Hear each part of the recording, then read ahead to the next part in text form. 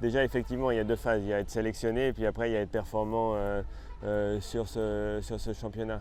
Je pense que depuis quelques semaines maintenant, Thierry Pommel a annoncé qu'il voulait en tout cas construire une équipe autour de cavaliers d'expérience parce que ce n'est pas un championnat d'Europe comme un autre. On doit aller chercher la qualification pour Tokyo là-bas.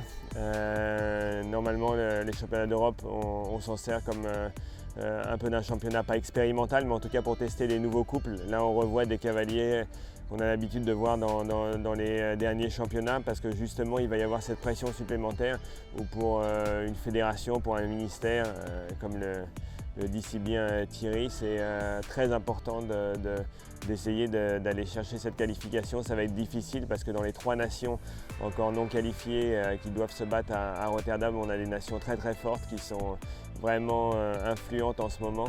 Donc voilà, la stratégie c'est d'avoir ces 5 cavaliers d'expérience et ensuite une fois qu'on a eu la sélection, une fois qu'elle est tombée, c'est de se focaliser là-dessus, même si on avait une petite idée ou en tout cas qu'on nous a demandé de nous préparer en vue de cette échéance, et on a adapté le planning et le programme de nos chevaux en fonction.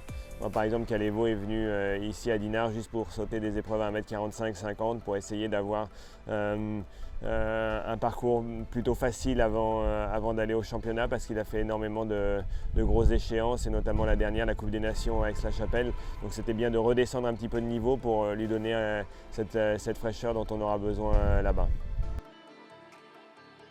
Calevo qui est un casal qui appartient à un propriétaire polonais, qui est un cheval que je monte depuis le mois de mars, qui est en pleine progression. Il a 10 ans, c'est un cheval qui a énormément de potentiel, qui est encore peu expérimenté, mais qui montre vraiment de très très bonnes choses, dans lequel je mise beaucoup d'espoir. Je pense qu'il faut déjà avoir de l'expérience. Pour bien gérer un cheval, il faut en avoir eu d'autres avant.